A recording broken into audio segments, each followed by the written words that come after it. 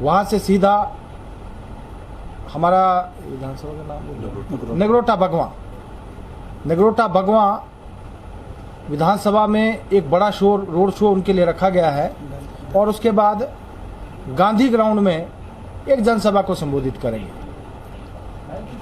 इस दौरान माननीय राष्ट्रीय अध्यक्ष जी का जहां गग्गल एयरपोर्ट से लेकर नगरोटा बगवा तक भव्य स्वागत रखा गया है और एक बड़ी जनसभा उसको भी संबोधित करने का कार्यक्रम है। जनसभा के बाद माननीय राष्ट्रीय अध्यक्ष जी कई महत्वपूर्ण बैठकों में हिस्सा लेंगे और अगले दिन भी माननीय राष्ट्रीय अध्यक्ष जी का कुछ बैठकें और कुछ महत्वपूर्ण लोगों से मिलने का कार्यक्रम, ऐसा करके 2 दिन का प्रवास माननीय राष्ट्रीय अध्यक्ष जी का हमारा इस कांगड़ा संसदीय क्षेत्र के लिए और कांगड़ा जिला के लिए।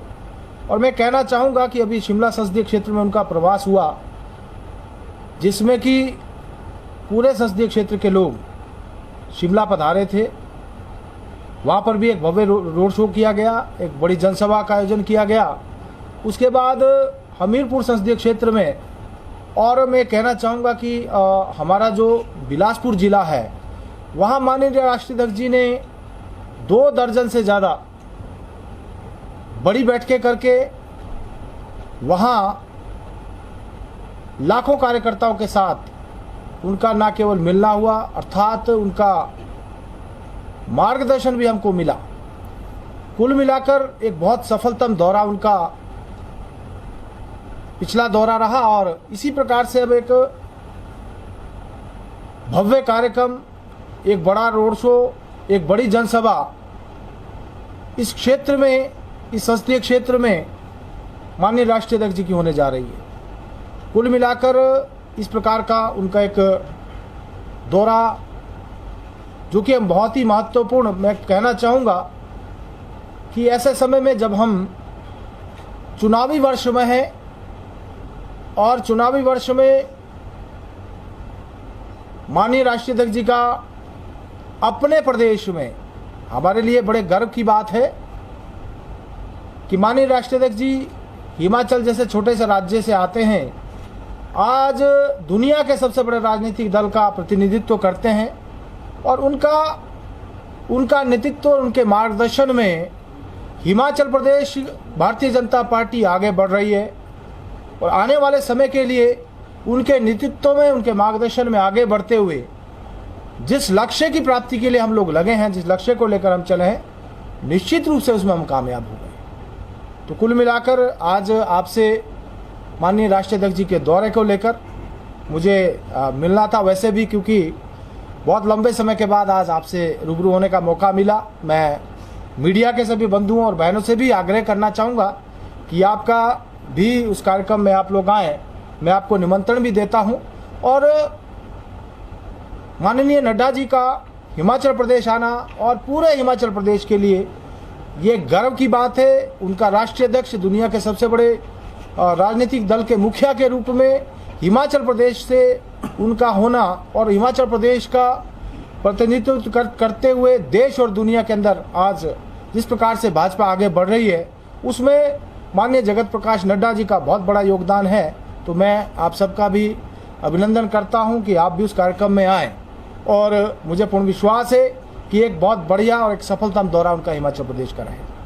केजरीवाल जी का भी दौरा उसके बाद है, किस तरह देखते हैं सर? हाँ जी, केजरीवाल का दौरा भी जो है अगर उनके बाद है, उससे पहले केजरीवाल जी का दौरा मंडी में हुआ था, कांगड़ा में भी है, उसको किस तरह देखते हैं? देखिए, जहाँ तक आपने केजरीवाल जी की बात कही, मैं नहीं समझता हूँ कि किसी प्रकार से उसका कोई हमको इम्पैक्ट यहाँ पर हिमाचल प्रदेश में, क्योंकि हमने मंडी में भी देखा बहुत सारी इस प्रकार से मीडिया के अंदर और बहुत उनका पंप और शो इस प्रकार का उनका था। लेकिन जो हम सोच रहे थे कि बहुत बड़ी एक जनसभा, बहुत बड़ी एक रैली होगी, ऐसा कुछ नहीं था। थोड़े से लोग एकत्र उन्होंने किए थे, जिसमें कि मैं कहना चाहूँगा कि ज़्यादातर लोग जो है बाहर से लेकर आए थे, हिमाचल प्रदेश से कोई बहुत ज़्यादा लोग उसमें नहीं थे। और मुझे नहीं लगता कि कांगड़ा में भी किसी प्रकार का कोई ऐसा अभी उनका प्रभाव कांगड़ा में हो। ऐसा मुझे नहीं लगता। वो आए करें अपना काम, लेकिन जिस प्रकार से आज भारतीय जनता पार्टी माननीय राष्ट्रीय अध्यक्ष जगत प्रकाश नड्डा जी के मार्गदर्शन में आगे बढ़ रही है, यहाँ किसी तीसरे दल का तो मैं कहना चाहूँगा कि कोई महत्व अभी तक नहीं है।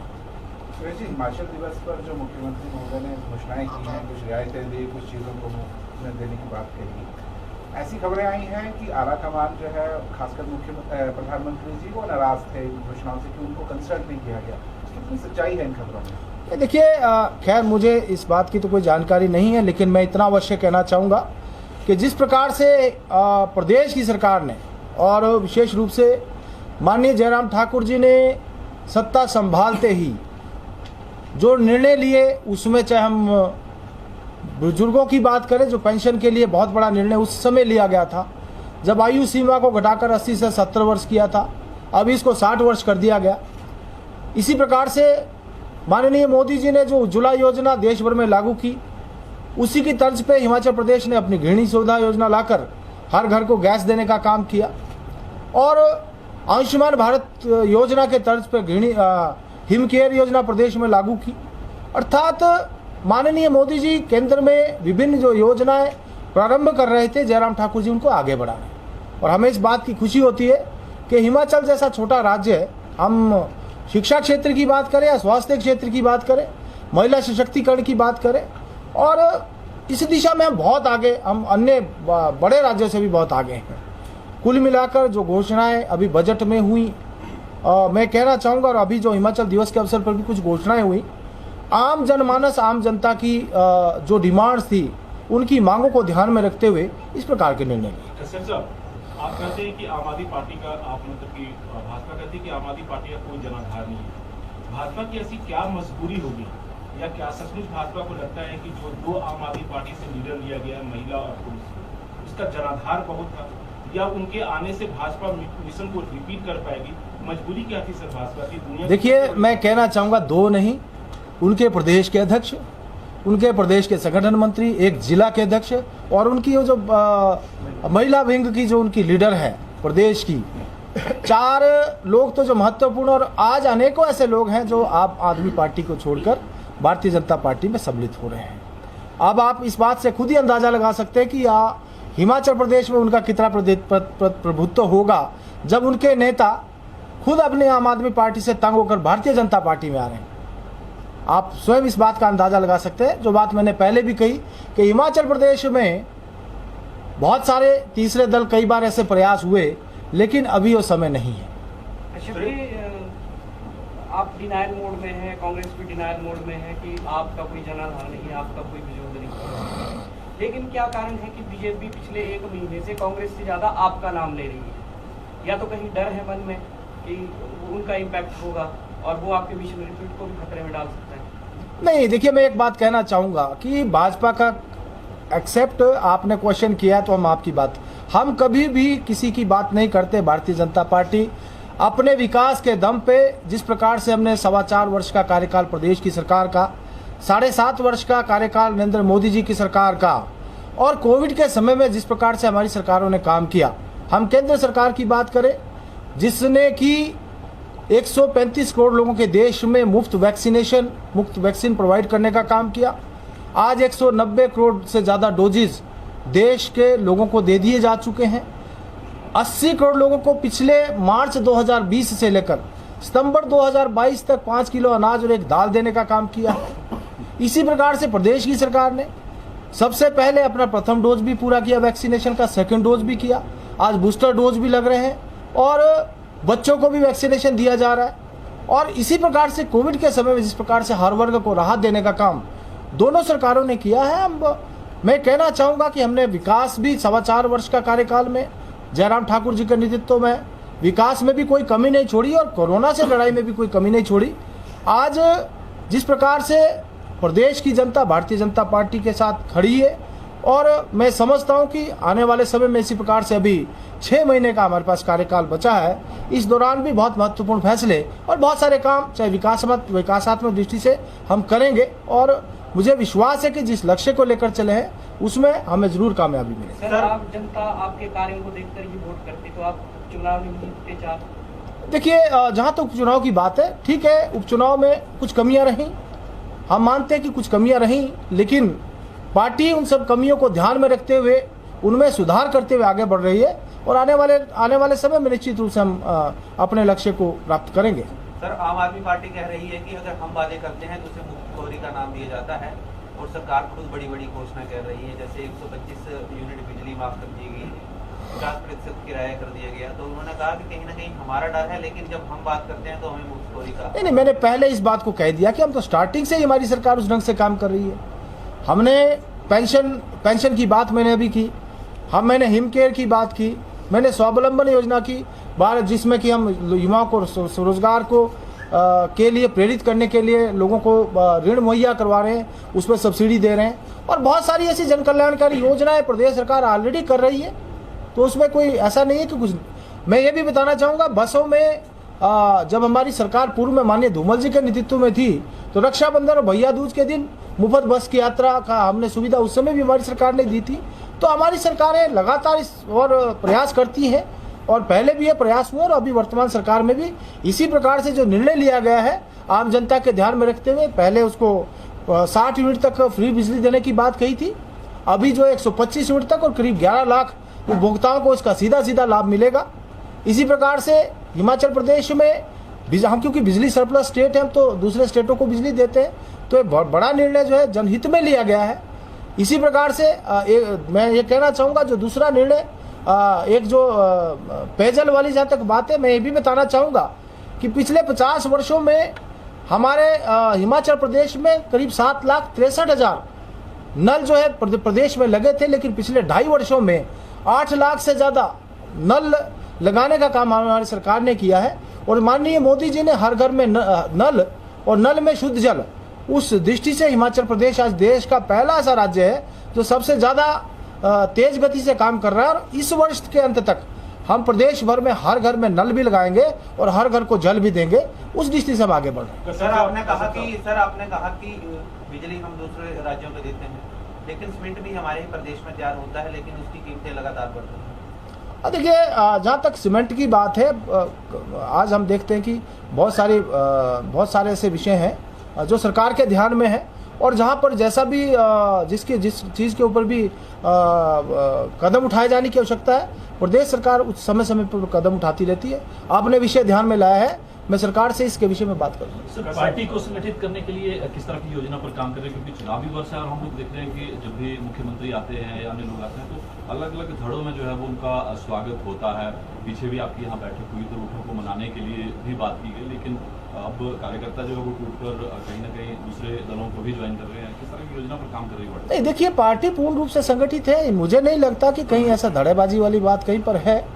पार्टी पूर्ण रूप से संगठित है और आने वाले समय के लिए हमने बहुत सारे कार्यक्रम और रैलियां और दूसरे कार्यक्रम तय किए, प्रशिक्षण वर्ग तय किए।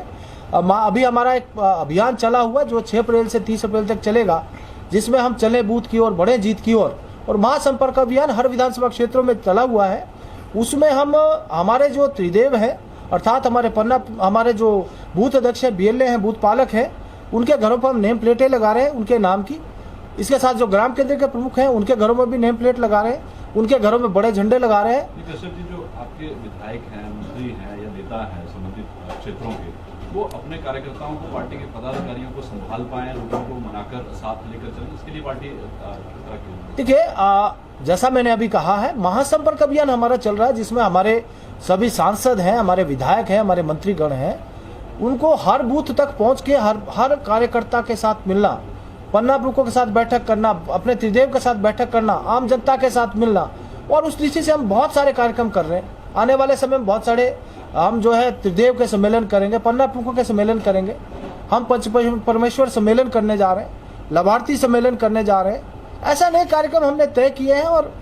लक्ष्य यही है कि सभी लोग साथ चले और पूरी पार्टी एकजुटता के साथ इस चुनाव में जाए। और चुनाव में हम मिशन रिपीट जैसा 4 राज्य में भी पूर्ण किया है, हिमाचल प्रदेश में भी हम मिशन रिपीट को कामयाब करें। और कश्यप साहब, 2017 में बहुत सारे वादे की थी भाजपा ने हिमाचल के विकास के लिए,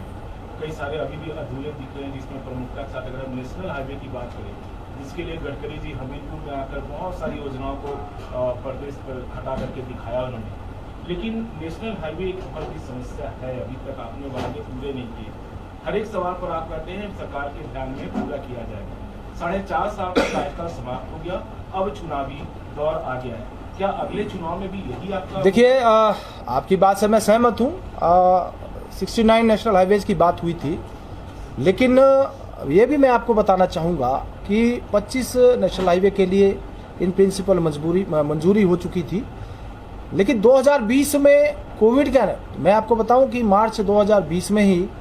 हमने और माननीय गडकरी जी ने 25 नेशनल हाईवे के लिए तुरंत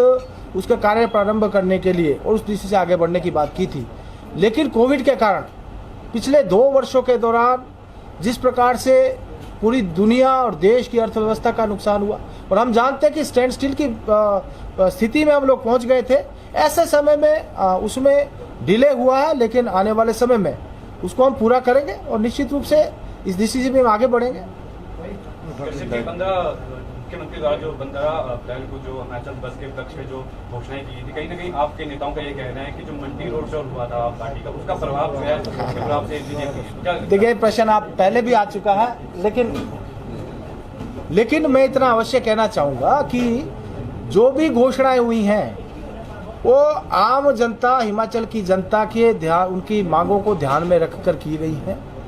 आम जनता की जो डिमांड थी, और भारतीय जनता पार्टी ने जिस प्रकार से अपने पिछले 4.25 वर्षों के दौरान जो कार्य किए हैं वो हर वर्ग को ध्यान में रखकर किए हैं। उसमें चाहे हमारे बुजुर्ग हैं, हमारी मातृशक्ति है, हमारे SC ST OBC के लोग हैं, हमारे युवा साथी हैं, हर वर्ग को ध्यान में, किसान है, बागवान है, और उस दिशा से हम आगे बढ़ रहे हैं। हम किसी को फॉलो नहीं कर रहे हैं, किसी से डर के नहीं कर रहे हैं। हमने अपना एक मॉडल बनाया, हिमाचल मॉडल, और हम हिमाचल मॉडल को आगे लेकर जा रहे हैं। काफी बड़ा क्षेत्र जो हिमाचल का पंजाब से लगता है, जिस प्रकार से पंजाब में चुनाव हुए और हार का सामना कांग्रेस पार्टी और बीजेपी पार्टी को करना पड़ा है, तो क्या लगता है कि आपको हिमाचल में किस प्रकार से प्रभाव जो लगते हैं क्षेत्र में? देखिए, मैं बताना चाहूंगा अभी 5 राज्यों के चुनाव के जो नतीजे आए, उत्तर प्रदेश में आम आदमी पार्टी के लगभग सभी लोगों की जमानतें जब्त हुई। उत्तराखंड में भी आम आदमी पार्टी के लगभग सभी लोगों की जमानतें जब्त हुई। यही स्थिति मणिपुर और गोवा की रही, और हिमाचल प्रदेश में भी यही स्थिति हो रहा है। बहुत बहुत धन्यवाद। Thank you very much.